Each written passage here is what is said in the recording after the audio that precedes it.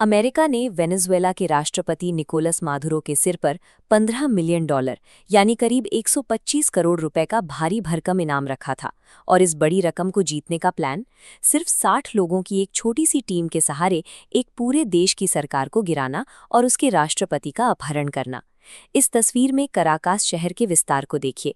लाखों की आबादी और कड़े पहरे वाले इस पूरे इलाके को महज चंद लोगों के जरिए काबू करना पूरी तरह असंभव था।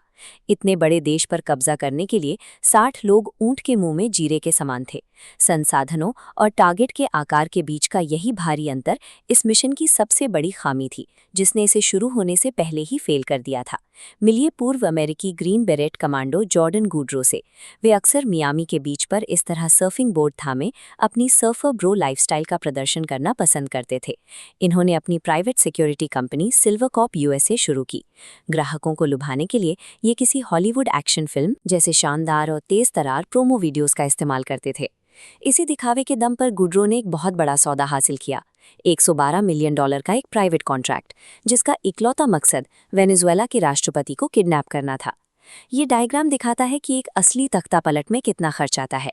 एक तरफ अरबों डॉलर का सरकारी सैन्य बजट है और दूसरी तरफ गुडरो का $212 मिलियन का बेहद कमजोर बजट, जो इसके सामने बिल्कुल हल्का पड़ जाता है।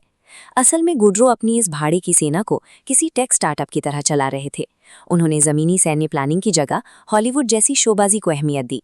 ऑपरेशन गिडियन की शुरुआत कोलंबिया के तट से हुई, लेकिन एक एलीट मिशन होने के बावजूद इनके पास कोई मिलिट्री ग्रेड का ट्रांसपोर्ट नहीं था। इस हमलावर बेड़े में सिर्फ 2 पुरानी और खस्ताहाल लकड़ी की मछुआरों वाली नावें थीं। इन पर कोई आर्मर या सुरक्षा का इंतजाम नहीं था। इन्हीं छोटी नावों में ठूसकर इन लड़ाकों ने उफनते समंदर के बीच 16 घंटे का बेहद खतरनाक और दर्दनाक सफर तय किया। नतीजा ये हुआ कि इस कथित स्ट्राइक फोर्स के ज्यादातर सैनिक समंदर की लहरों के कारण बुरी तरह बीमार पड़ गए और रास्ते भर उल्टियां करते रहे। समंदर की इस बेरहम सच्चाई ने इनके सारे गुरूर को पल भर में तोड़ दिया। जमीन पर उतरने से पहले ही ये खूंखार सैनिक पूरी तरह से बेबस और लाचार यात्रियों में बदल चुके थे। किसी भी स्पेशल ऑपरेशन की कामयाबी सरप्राइज पर टिकी होती है, लेकिन इनके पास छुपाने के लिए कुछ बचा ही नहीं था। वेनेजुएला की खुफिया एजेंसियों ने हफ्तों पहले ही इस ग्रुप में अपने जासूस घुसा दिए थे और वे इनकी हर एक हरकत ट्रैक कर रहे थे।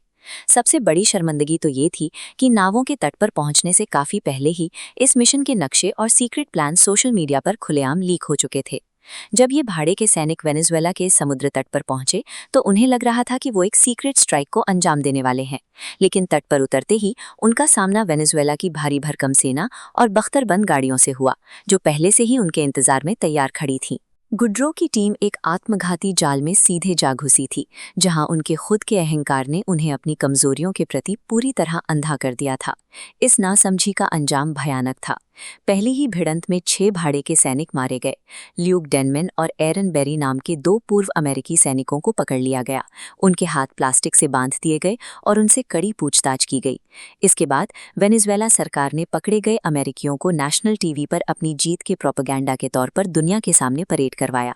अमेरिकी विदेश विभाग ने तुरंत इस पूरे मामले से अपना किनारा कर लिया और साफ कह दिया कि अमेरिकी सरकार का इस प्लान से कोई लेना देना नहीं है।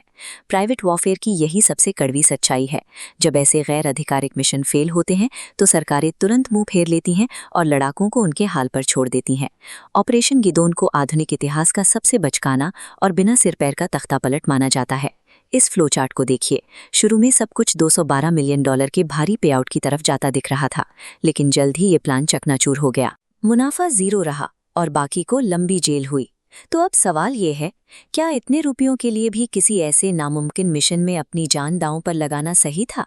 कमेंट्स में अपनी राय बताएं और इतिहास की ऐसी ही अनसुनी कहानियों के लिए सब्सक्राइब करें।